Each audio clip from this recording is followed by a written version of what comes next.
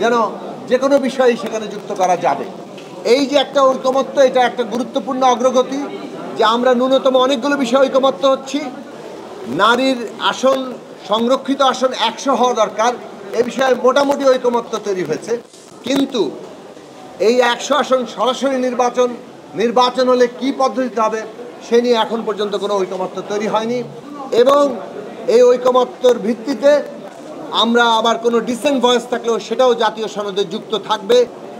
অন্ততপক্ষে স্বরাষ্ট্র মন্ত্রণালয়েও সংসদীয় কমিটি প্রধান বিরোধী দলের দিক থেকে থাকবে। জনগণ যাকে বিজয়ী করবে তারা সেইটাকে তখন বাস্তবায়ন করার অধিকার পাবে। আর্টিকেল 70 কিংবা 70 অনুচ্ছেদ সংস্কার প্রশ্নে যেহেতু এটা বাংলাদেশের গণতান্ত্রিক ব্যবস্থা নির্মাণের জবাবদিহির প্রশ্নে এবং রাজনৈতিক দলের ভেতরেও গণতন্ত্র চর্চার প্রশ্ন হিসেবে অত্যন্ত গুরুত্বপূর্ণ একটা জায়গা, সেখানে আজকে একটা ঐকমত্য তৈরি হয়েছে। বাংলাদেশের ইতিহাসে আজকে একটা উল্লেখযোগ্য দিন যে 70 অনুচ্ছেদ সংস্কারের প্রশ্নে দুটি ব্যতিক্রম বাদে, অর্থাৎ সংসদের সরকার গঠনের আস্থা ভোট এবং বাজেট, এই দুটো বিষয়ে ব্যতি রেখে বাকি সকল প্রশ্নে সবাই ভোট দিতে পারবেন, এ বিষয়ে একটা ঐকমত্য তৈরি হয়েছে। তবে আরও বেশ কয়েকটি দলের প্রস্তাব ছিল যে সংবিধান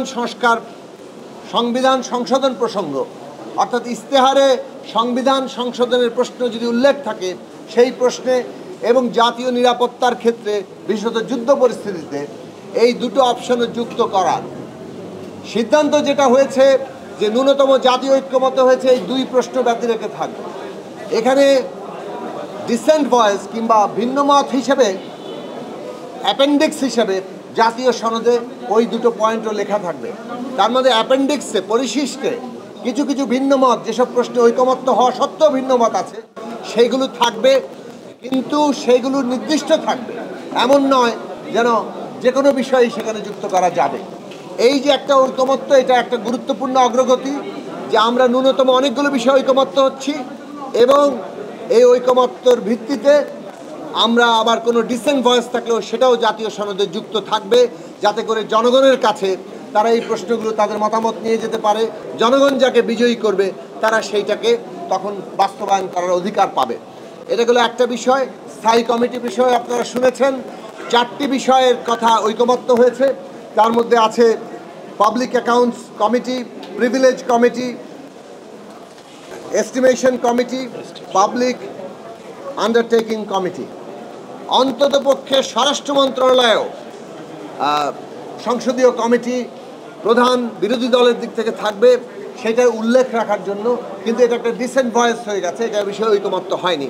তবে সিদ্ধান্ত হয়েছে যে সংসদে আসনের সংখ্যা অনুপাতে বিরোধী দল সংসদীয় কমিটির সভাপতির দায়িত্ব পাবে। নারী আসন প্রশ্নে আপনারা প্রতিনিধিত্ব প্রশ্নে শুনেছেন যে এইটা চলমান আছে। নারীর আসন, সংরক্ষিত আসন 100 হওয়া দরকার, এ বিষয়ে মোটামুটি ঐকমত্য তৈরি হয়েছে। কিন্তু এই 100 আসন সরাসরি নির্বাচন হলে কি পদ্ধতিতে হবে সে নিয়ে এখন পর্যন্ত কোনো ঐকমত্য তৈরি হয়নি। ঘূর্ণায়মান পদ্ধতির পক্ষে সরাসরি নির্বাচনে 400 আসন করে 100 ঘূর্ণায়মান পদ্ধতিতে আমরা আমাদের সমর্থন রেখেছি। যদি ঐকমত্য না হয় তাহলে কোন ধরনের প্রক্রিয়ার মধ্য দিয়ে আমরা এই লক্ষ্য অর্জন করব সেটা নিয়ে আলোচনা চলছে, আমরাও ভাবছি এবং এই নিয়ে রাজনৈতিক দলের মধ্যে আরও আলাপ আলোচনা হবে। বাংলাদেশের ইতিহাসে আজকের দিন এই 17ই জুন এটা লেখা থাকবে যে বাংলাদেশের রাজনৈতিক দলগুলো এই 70 অনুচ্ছেদ সংস্কার করার প্রশ্নে ঐকমত্যে এসছে এবং যেটা ভবিষ্যতে বাস্তবায়িত হলে বাংলাদেশের গণতান্ত্রিক চর্চায় একটা উল্লেখযোগ্য মাইল ফলক আকারে তৈরি হবে বলে মনে করি। 2002 সাল থেকে আমাদের প্রতিষ্ঠাকাল থেকে এই আর্টিকেল 70 বিলোপ করার ব্যাপারে দলের জন্য, সারা দেশের মানুষের জন্য একটা আনন্দের বিষয়। সমাজের অর্ধেক অংশ যদি সংসদে প্রতিনিধিত্ব করার জায়গায় দুর্বল জায়গায় থাকে সেই সংসদও দুর্বল হবে। সে কারণেই আমরা বলেছি যে 400 আসন, যার মধ্যে 100 আসন নারীর জন্য, 4 দফার যে নির্বাচন সেই নির্বাচনের মধ্য দিয়ে ঘূর্ণায়মান পদ্ধতিতে নির্বাচন এবং সরাসরি নারীর নির্বাচনের মধ্য দিয়ে নারীর এই সংসদে অংশগ্রহণের সুযোগ তৈরি হবে এবং পরবর্তীতে সকল জায়গায় নারীর প্রতিনিধিত্ব করার যে জায়গা, যে পথ, সেই পথ প্রশস্ত হবে। সেই বিষয়ে 100 আসনে নারীর নির্বাচন, সরাসরি নির্বাচনের বিষয়ে আমরা বড় অংশ একমত পোষণ করে